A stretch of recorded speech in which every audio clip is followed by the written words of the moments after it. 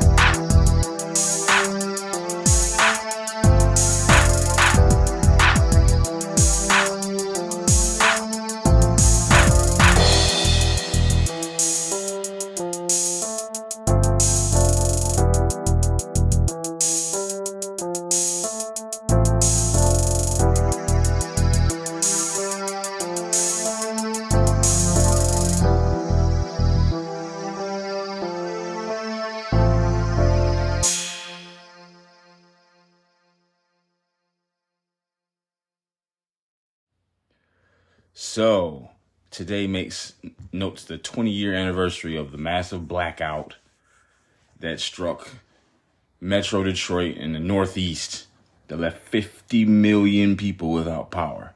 That's right, 50,000,000. 50 million motherfuckers was without power. And I vividly recall the event, like things that happened during 2003. I was like 11 years old. So it's like, I don't perfectly recall the events of that shit, but I do remember it, and it was pretty fucking crazy. It's like the power was out for like a week, like 5 days or some shit. It was out for quite a while. Long enough for people to start fucking looting shit. Like, people was rushing to get gas. Like, everybody was running. It was generators running. Like, you had like 2 or 3 houses on the block. They got fucking power because they running generators and shit, but nobody else does. And I remember just like when I was a kid growing up, we had like the storm door on the outside in front of the door that's actually like opens to the inside of the house. And we just had that storm door locked, and we were just sitting there getting around by candlelight and shit. And fucking, it was a crazy ass time. Like, people on my block was like, people in my neighborhood was, we live kind of close. I live by Harper Woods, Grosse Pointe, and that's like the suburbs of Detroit. And it's pretty much as soon as you step into that area, you can sense the no-nonsense approach towards everything. So, it was a hell of a time. I seen it on Channel 4, click on Detroit, they brought it up. Footage shows it was like a WDIV, which is NBC News or NBC in Detroit or whatever. Said it was a typical summer day until in a matter of minutes, 50 million people were without power, and that was 20 years ago. It's fucking crazy. It lets you know how quick time flies when I look back and talk about some shit from 20 years ago when I was there. Like, it's a little bit eye-opening, but, it's cool. It's shit, time does go on. I'm going to just read a little bit of this because this is a fucking super lengthy-ass article, and I really wasn't even going to do this, but I just figured it'd be nice to touch on in the beginning and shit because it was just a hell of an event. I'd never seen anything like that. I seen the power go out for a couple hours, maybe a day. But for so many people to be fucked in such a widespread fashion was like something that was unprecedented to me. So we're talking about the Northeast 2003 blackout. By 4:15 on August 14, 2003, millions of people had lost power after a tree branch in Ohio sparked an outage that reached 7 other states and Canada. Now, that's fucking crazy. I didn't know that. I didn't know that a tree branch fell and caused all of this nonsense. Like, when you think about how fragile the system really is, like if a fucking broken tree branch can put out power for 50 million people, and like in a whole section of the country, that's a regional blackout. Like, People from Michigan to New England had intermittent phone service, no lights, no air conditioning in the summer heat. More than 100 power plants were shut down, and hospitals and prisons were forced to operate on backup generators. Amtrak operations were down between Detroit and Dearborn, Michigan, and Pontiac, Michigan. Blackout caused chaos and immobilized much of New York City. Flights were canceled and commuters had to sleep on steps, hitchhike, or walk home as trains were powerless and gas pumps stopped working. This was all happening less than 2 years after the September 11th terrorist attacks. So, of course, people are connecting dots or whatever. They say it was a tree branch. Like, well, I will never fucking know. Like, they'll tell us anything. Like, maybe back then, maybe at least the media might have been a little motivated to, at least lie convincingly, come up with some at least good sounding bullshit. But not so much today. Like, they would tell us anything. So if that shit happened today, it could have been because the motherfuckers were playing poker on their lunch break, and they said, bro, if you lose, you got to shut down the Northeast. It's like, bet. But if I win, you got to shut down the West. Okay. Got 3 of a kind. Flush. Oh, shit. And motherfuckers had to shut down the power for 50 million motherfuckers over a bad beat. Like, the outage was fixed for most by about within a day. Not here. Wasn't a day here for sure. But had lasting effects and caused hundreds of millions of dollars in damage, which essentially means nothing. Natural disasters cause hundreds of millions of dollars in damage, but the shit all gets fixed. Like, everything's always been getting more expensive since everything got better. So I don't really, then they say cost hundreds of millions of dollars in damage. Like, who had hundreds of millions of dollars sitting around to pay for this shit? I'm not an economist by any stretch, but that's just what I think of when I hear that kind of shit. Like, hundreds of millions of dollars in damage. What the fuck does that mean? It doesn't mean a goddamn thing as far as I'm concerned. Hang on, we gotta do some shit. We gotta do a little shit here. Boom, boom. Alrighty. So yeah, they talking about watch WDIV footage. Paula Tutman. Nah, I'm not. And it's all these different takes. Rob Maloney, I remember him. Who else? Michigan Public Service Commission report. Oh, you can read that part. That'll probably have some substance to it, something worth talking about.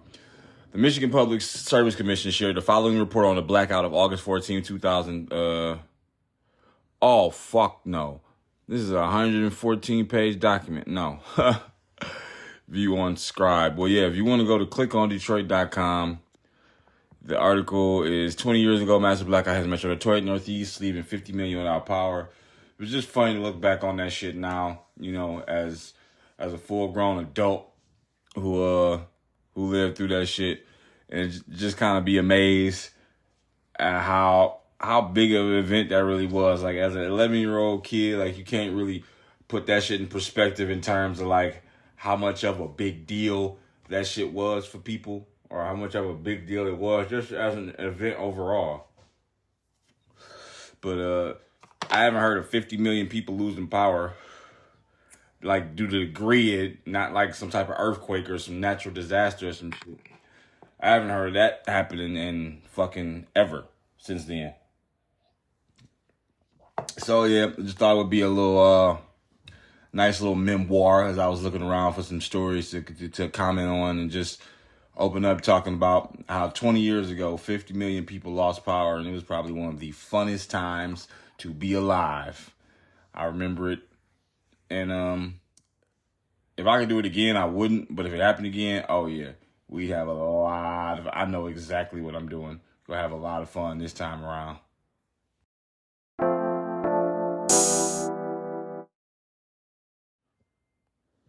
Courtesy of Fox Cleveland, WJW, Jeremy Tanner. Experts warn about bed rotting trend. So, for those of you that don't know, I happened to hear about this on the Matt Walsh Show. It's pretty fucking stupid, as you can probably already guess just from the sound of it. But bed rotting is basically when you devote an entire day to just sitting in bed, eating in bed, watching TV in bed, scrolling Facebook in bed, masturbating alone in bed. That's what bed rotting is, and it's become a trend. And even for one, I'm surprised they don't find this insensitive to people who are bedridden, like who can't get out of the bed. And like, if you're familiar slightly with anybody who is bedridden, you understand that like you have to turn them over certain periods of time, because laying in the bed in one position for extended periods will give you bed sores. Like, you have to move. You cannot just have constant pressure against any part of your body. But with all that being said, let's read the article. It may sound like a painful medical condition, but the TikTok trend of bed riding is actually a form of self-care, some claim. See? Yep. Told you it probably came from TikTok. The practice involves spending the day in bed, scrolling through social media, binge streaming one favorite show, sleeping, or doing other relaxing activities. So bed riding is just kind of just always been around. It's just never had such a term with such a negative connotation associated with bed rotting. I just presume any time spent in bed is just dead time. Like you're just rotting. You're rotting away. Like, it's just such a nihilistic undertone to that whole shit. Younger generations are really embracing this concept of soft living, being able to live a more stress-free life. According to one TikTok video, it shows a young woman in a gray sweater lying in bed, a calico cat kneading her back. Quote, "It's time with yourself and your loved ones in bed." And it's intentional, so we're definitely for it. So, like, what's this supposed to solve? Like, that's what really confuses me. I'm trying to figure out, so I'm pretty sure people were casually lounging in bed long before this was recognized as a trend. So, like, now that it's trendy, I mean, like, what does it do? Okay, so you take your day off and you spend it in bed, and you don't go outside, get any sunlight, do anything, you just sit in bed. And then what? Just like somebody from Amazon come off and drop you a genie lamp, and like you get 3 wishes. Do you like feel better the following day? Like, is it like a form you fill out and you get $25 a day for doing, like, what's the incentive? Besides just being a sedentary, gelatinous blob, watching shit you don't care to watch and scrolling through shit you've already seen. At least one sleep scientist is fully on board. There's a new trend called bed rotting, and it's actually perfect. PhD candidate Vanessa Hill said in a TikTok video. Okay, so we should already know, like, if you look to TikTok for your advice on, life in general, that's a bad idea. Like, time and time again, it's been proven to just be a bad idea. The shit is clearly questionable. Like, if it's trending on TikTok, I wouldn't give a fuck if it was like planting corn or something, like something beneficial for everybody, like something that everybody should really know how to do, how to change it. Like, why don't some shit like that trend? Even if it was that and it came from TikTok, I'm gonna just automatically assume it's inherently dangerous and just not even acknowledge it. Shit's dumb, man. So, yeah. Bed rotting is when they do literally nothing but lay in bed. It's the end of optimization and anti-productivity, because you are wasting away under a blanket, and the nothingness is your best life. I'm a sleep scientist who fact checks a lot of trends, and I'm here to tell you that bed rotting is 100% backed by science. What? What? Like, what did the motherfucker just say? I'm a sleep scientist who fact checks a lot of trends. And I'm here to tell you that bed rotting is 100% backed by science. Okay, I'm listening. Other experts say the practice is more complicated than that, however. Bed rotting can become a problem if you're doing it in the context to avoid something, or you feel like you are not physically or emotionally available to get out of bed. Emily Mudd, PhD, a child psychologist at Cleveland Clinic's Children, said in a statement. For example, if you're staying in bed because you're anxious about something, or you're doing it to avoid a social interaction. Mudd recognized that feeling seemingly endless pressure to be productive can overwhelm people, especially kids, and that it can be a good thing to take a day off to rest one's body and mind, which has probably been the consensus on, not being burned out, since burnout was acknowledged as something that, was affecting people. Like, yeah, everybody needs a day off to just kind of just not be in survival mode or just be in attack mode. Sometimes motherfuckers just need a moment to just, let the cards fall as they may. Kick your feet up. Not have nobody demanding shit from you. And you just chill,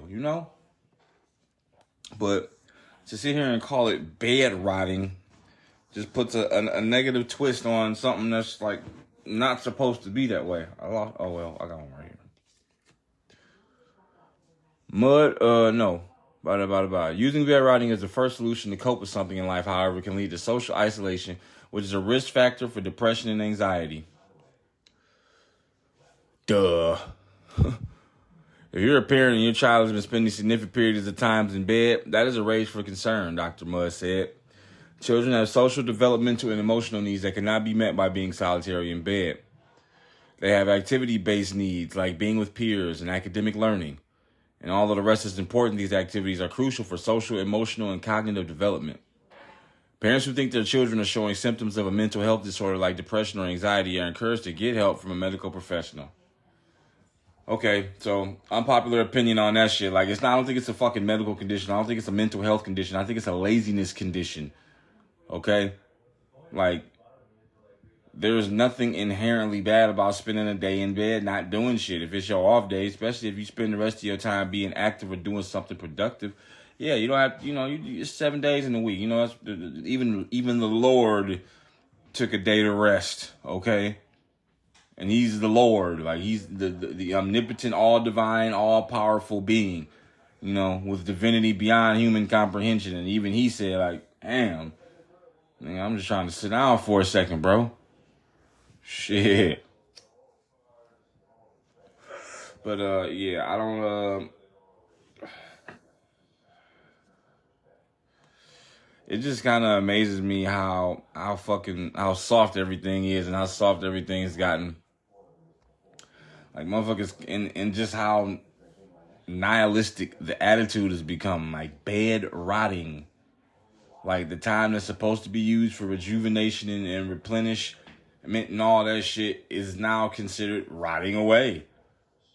Like, if that's the case, why just limit it to the bed? Like, what about the other 8 to 16 hours a day you spend doing anything? You're still just rotting away. You're in a constant state of aging. So, like, what's the difference? Like, why is the bed rotting? Like, that's just so negative. Like, when I hear that shit, like, it does not sound like a positive, fulfilling, fun activity. Like, it sounds miserable. Bed rotting. Hey, babe, you want to come over to my house and bed rot? Oh, I'm sorry, I can't come. I'm already rotting in my bed. No, it's okay. You want to bed rot on the phone together while we scroll Instagram? Oh, I'm already scrolling TikTok. Okay, it's no problem. I'll scroll TikTok. Okay, let's do it. Let's bed rot in TikTok. Man, Jesus Christ. It's so pathetic, man. And it's just like, when I hear shit like this and I see shit like this, I don't have a lot of faith in the future. I don't have a lot of faith in the next generation because, and I had to learn this lesson late, so it's not like I'm really in a position to be really telling somebody some shit, but, these motherfuckers are just, they're not going to be able to handle anything. All it's going to take is for one core element of life to alter, change, fall apart, something, and they're fucked. They are absolutely fucked. Do you hear me? They don't stand a snowball's chance in hell. Because every time something goes wrong, they reach out to the world. Like, I get it. We need help. But, like, the help is there because we all know everything can't be done by ourselves. Not just because shit is hard. Like, we don't have help just to make everything easy. We have help to make things possible. And I think that's a very important distinction that a lot of people fail to make out of ignorance or out of negligence or out of whatever reason. Excuse me. This shit ain't easy. Not one bit. They're complaining about the difficulty certainly isn't going to make it. Complaining about the difficulty alone certainly won't make it any easier. Like, there's motherfuckers just gonna have to learn that sometimes you just gotta pull yourself up by the bootstraps and suffer a little bit. You gotta fucking suffer. Because times get hard. Let me see this.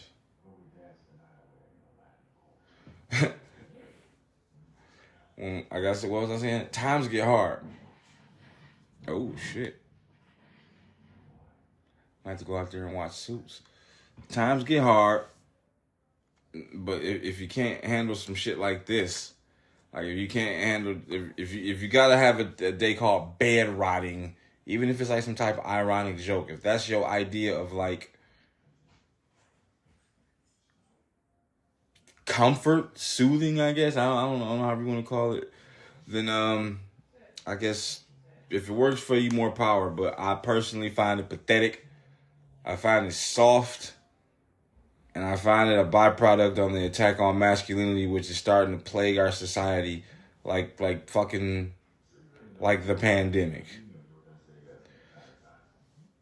It's out of control.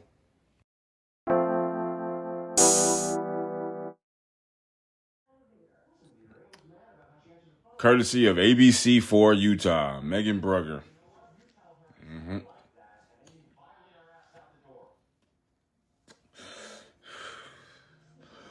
A man is facing a felony charge after allegedly breaking into a meeting house for the Church of Jesus Christ of Latter-day Saints and stealing chicken nuggets. Bro. Tell me a nigga broke into the church for some chicken nuggets? There's so many questions, but I'm going to try to save them. I'm going to read more of the article and save the questions. Daniel Jason Coleman, 49, was arrested for burglary, a third-degree felony.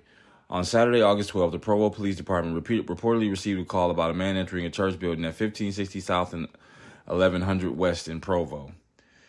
The caller told police that the man identified as Coleman had been wandering through the neighborhoods in the area looking into cars and backyards, according to Provo Police. When officers arrived at the scene, they located a single unlocked door while all other doors were repeatedly secured. The lights were off and it did not appear to be regular church hours. There was no one else in the building, according to Provo Police. Upon entering the building, officers found Coleman searching through cabinets in the kitchen. I observed Coleman place a bag of frozen chicken nuggets back inside the fridge, and he removed 3 to 4 chicken nuggets from the microwave and was eating them, as an officer reported in the probable cause statement. Coleman reportedly told officers he had taken the chicken nuggets from the fridge and eaten them. Officers said because Coleman had unlawfully entered a church without a legitimate reason to be there, and because he admitted to taking food that was not his from the building, he was booked into the Utah County Jail.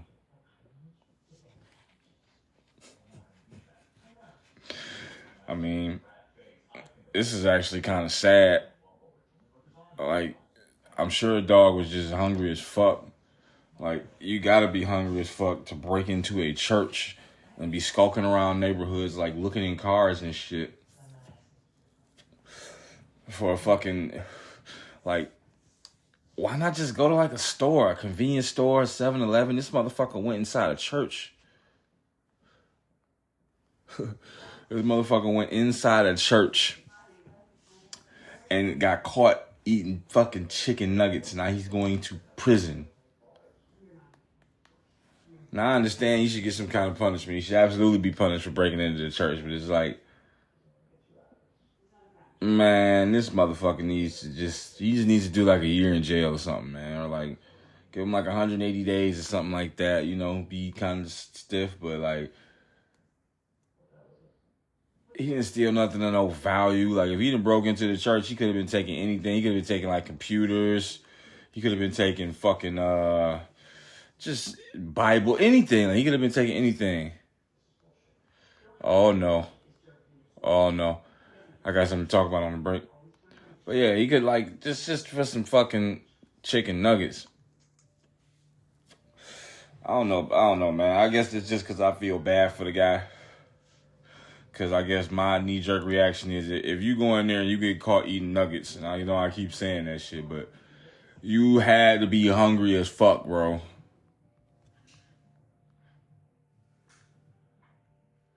Sorry, I had to multitasking. Yeah, okay. I got something to tell this guy. Yeah, we'll talk about this on the next segment. But yeah, I mean, that's I just feel bad, but it's just fucked up. Like I just seen a headline talking about a guy breaking into church, and got arrested for some chicken nuggets, and I was like, what the fuck? That shit was just bizarre as hell, man. I couldn't even believe that shit. But yeah, I feel bad for my mans, and but next time you want some chicken nuggets, bro, come to my house. I'll give you some fucking chicken nuggets. You don't have to break into church and get a fucking 3rd-degree felony on your record.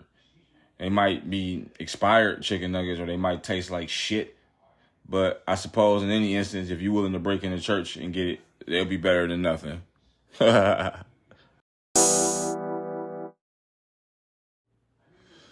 right, I don't know if this is WUSF or WFSU. I don't really give a fuck. But Florida law enforcement agencies scramble to find solutions to a TikTok trend. What do you know? Let's read. According to the National Insurance Crime Bureau, since 2021, car thefts have risen in the state of Florida by 6%. The Sunshine State now ranks 4th in the nation for stolen vehicles. A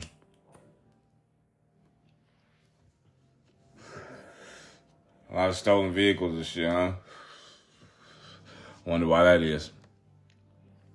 On Tuesday, 28-year-old Monet Hill fell victim to an attempted car robbery at her apartment complex in Tallahassee. She says she locked her doors and removed her belongings, but that was not enough to save her 2010 Hyundai Sonata from being targeted. Excuse me. Twice. I saw all my stuff on the floor. It was rummaged through as if they were trying to steal everything. Then I went over to the driver's side and my dash was cracked. Honestly, I was upset. I suppose that's a rational way to, feel about that. More than 500,000 cars in Florida need this fix. According to the National Highway Traffic Safety Administration, a viral TikTok challenge done in 2021 exposed Hyundai and Kia's lackluster security software. Okay, interesting. In February, the agency reported that the automakers failed to install anti-theft immobilizers for most of its models. Since then, Hyundais and Kias have become easy targets for car thieves.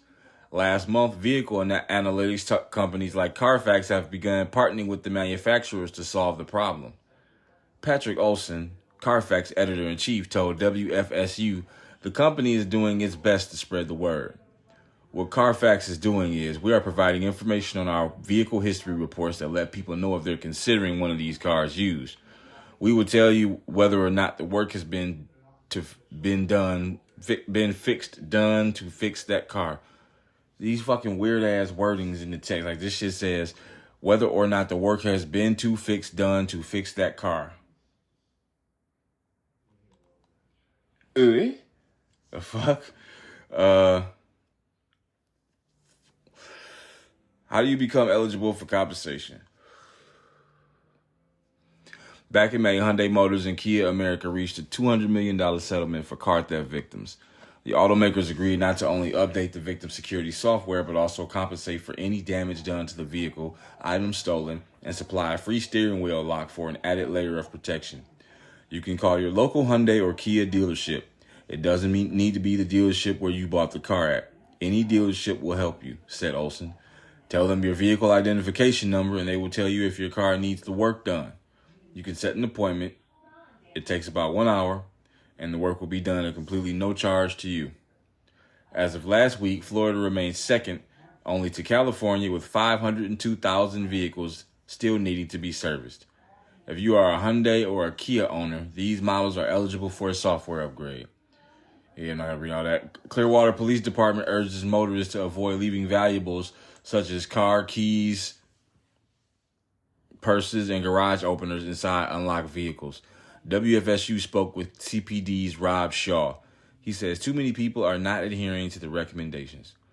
2 nights ago, we had about a dozen unlocked vehicle burglaries in one townhome complex, and basically this would probably be young juveniles going car to car. If your door is locked, you're fine. They just go on to the next one. While locking car doors may seem like a simple task, a study done by Tallahassee police showed that 85% of car burglaries in the state capital involved unlocked vehicles. Okay, so like, I'm mad they don't really elaborate to like what the TikTok trend is, what it's called, like how to notice it, like, you know, they just kind of just open up about it. But safety tips, like basic shit, like why the fuck somebody got to tell you to lock your car? Like, it's one thing if you live in some type of little small town, you ain't got no neighbors or whatever, and it's like you don't want to lock your car, you don't want to lock your doors, you want to feel safe. It's always risky. But at least, like, unless it's some meth-induced drunken bandit wandering through cornfields at 1 a.m. and thinks your house is his house or some shit, you most likely good. And it's so quiet out in the area like that, you would hear that shit. You would hear that motherfucker coming. But like, I'm glad I don't use TikTok. So when trends like this arise, I don't know about them. Like, I don't see them. It's not a thing to me. But breaking into people's cars, stealing cars, like, how can something like that trend? I think people know breaking into cars is illegal. It's wrong. You shouldn't do it. I've done it when I was a teenager. But both cars I stole had the fucking doors unlocked. Which is commensurate with the statistic that they provided. So people should lock their doors, but they don't. And I think that's on them. Like, if you don't lock your door, you know, even if you just run into the gas station, like, it's like leaving the front door to your house open. Anybody can walk in that shit. What's the point of having a lock to not use it? Like, even if you don't care about what's inside the car, what's the point of having the lock to not use it? If you seriously don't want to lock your car door, disable the motherfucker. Just disable the lock. Remove that shit.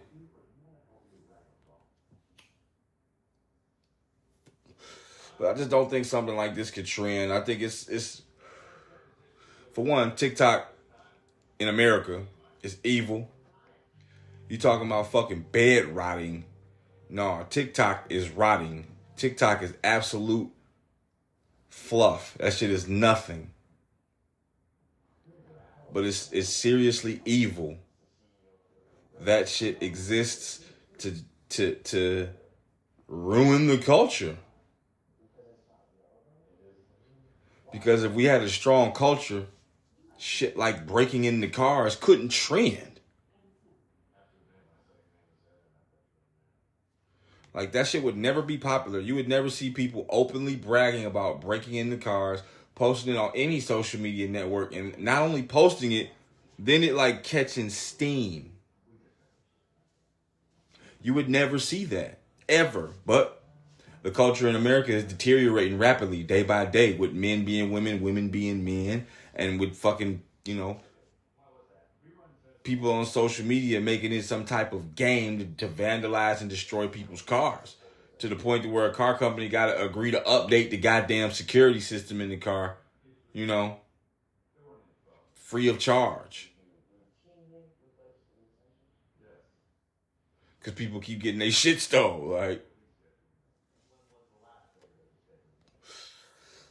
another thing that needs to happen is, like, what's the record on arrests? Like, these people need to be caught and in prison for a long time. They need to steepen the penalty for fucking car theft. If you get caught in a stolen vehicle, you get caught with a stolen vehicle, if it's footage of you unauthorized in a stolen vehicle, if these cars start having dash cams and shit in them that like activate whenever a door opens, like, fucked. This extreme displays of lawlessness where some shit like this can even trend. Like, the police department should be investigating that, and I'm sure they are. But like, once some shit like that in a 2021 trend, like, man, motherfucker ends. Man, it's just all more reason to not like living in the city. Especially after coming from Vegas, like I'm certainly going back out west. Like, I don't want to stay in Michigan. I just don't. Not for long. Maybe I'll go to Mexico at some point once I finally finish learning how to speak Spanish. But I'm going back out west. And I don't want to be, I just kind of want to be near a casino, near a poker room. But I do not want to be anywhere near a city. Like, the city is just out for me. This urban environment, like, it's just too dense. It's too unnatural. It's too complicated. It's too much going on. Life could be so simple. Life is simple. And I like to keep it simple. I like to live in a place where some stupid ass shit like breaking into people's cars and rummaging through their shit is not a trend. That's where I want to live. I want to live in like a suburb, or at least where I complain about that shit, somebody gives a fuck. Or I want to live like rural. Like, I don't need no whole lot of shit. I build me a gym in my basement or some shit. Grow me some food.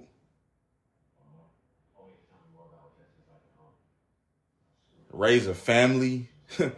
Like, quiet, ducked off, culture, peace, harmony, happiness. There's just too many upsides. Motherfucker talking about try that in a small town. Wait, before you go to that small town, let me move to it. I don't want to be in urban environments no more. Like, that shit just ruins my soul. Like, it's just, I'm strong enough to fight off a particular degree of temptation, but like, to have it to that volume, to that consistency, to that, man, it's you know, it's a lot. And why have it if it's unnecessary?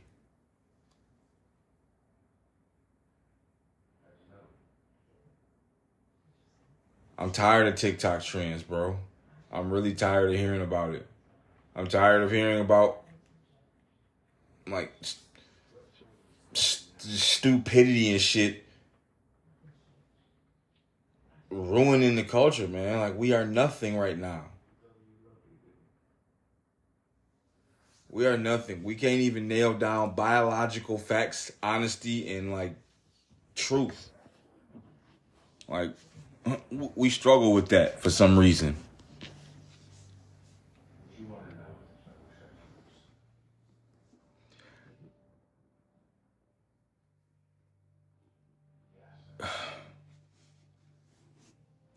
It really, I'm not often speechless about anything.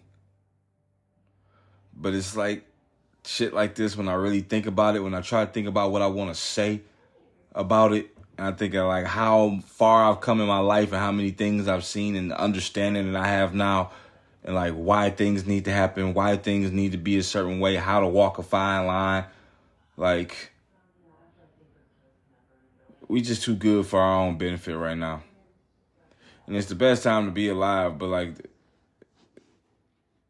you know, maybe just in terms of the ease of life and convenience of things, but like culture-wise, I think this is the worst time to be alive. It's the worst. Like, everybody's just everything.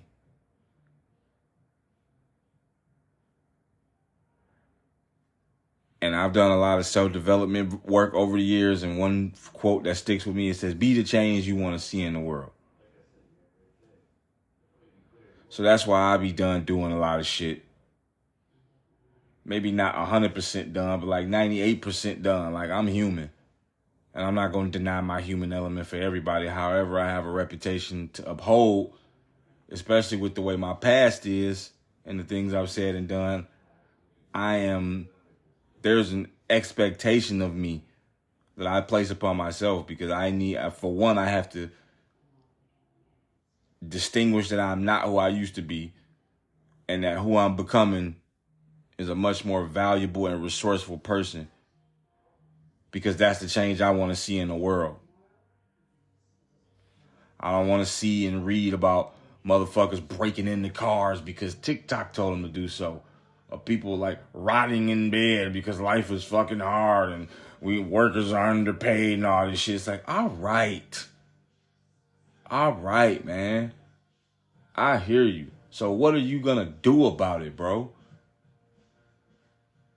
You've had ample fucking time to complain. What the fuck are you gonna fucking do about it? You crybaby ass bitch.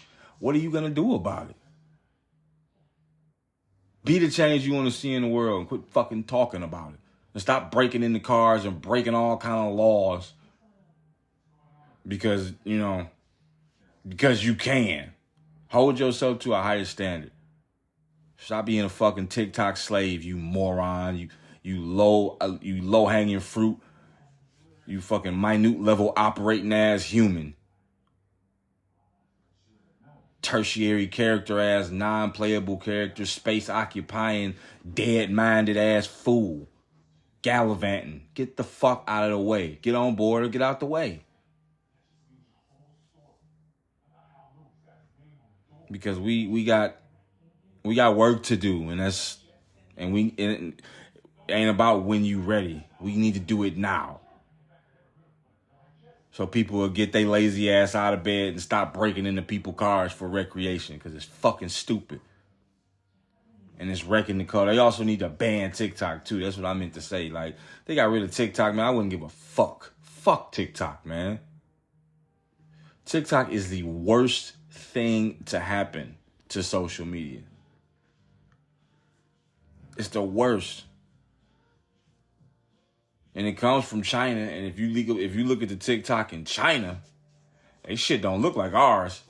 TikTok in China is productive and valuable, and like it's shit you want to see and hear on it. It ain't this goofball ass nonsense. Motherfuckers throwing their dog off of bridges and shit, and promoting trans ideology. Everybody's an authority on everything. Everybody telling you how to think, feel, behave, what's appropriate, what's not. Ranting and pouring out to the world all they fucking insecurities and shit. I will say this for the 1,236,455th time. You know what? No, I won't. That's one time too many. Because y'all know. Everybody should know by now. Everybody does know. TikTok needs to go. TikTok trends need to go. I haven't heard of one good TikTok trend ever. You remember that time motherfuckers was sucking their mouth in the goddamn glass and busting the blood vessels in their lips to look like Kylie Jenner? You remember when people was dumping buckets of ice on their head and shit? You remember when people was doing that lacking challenge? Motherfucker just walk up on you and draw a gun, and you got to draw a gun back. I could go on and on and on. But at the end of the day, that shit is dangerous. That shit is destructive. It comes from TikTok. It's anti-American Chinese propagandist toxicity meant to erode the culture, and it's working. And it needs to be stopped. Be the change you want to see in the world. It starts with you. That's the show. Thanks for watching. Sorry if it wasn't my best work. I've been kind of foggy and a little struggling with motivation a little bit these past couple of days, but I'm gonna stick it to this laziness spell that I'm going through or whatever, and I'm gonna get back. Today was not the best show. I will not even front about it, but sometimes we're gonna have good shows, sometimes we're gonna have great shows, so I'll do better next time. Aside from that, that's all I got. Until next time, I'll holla.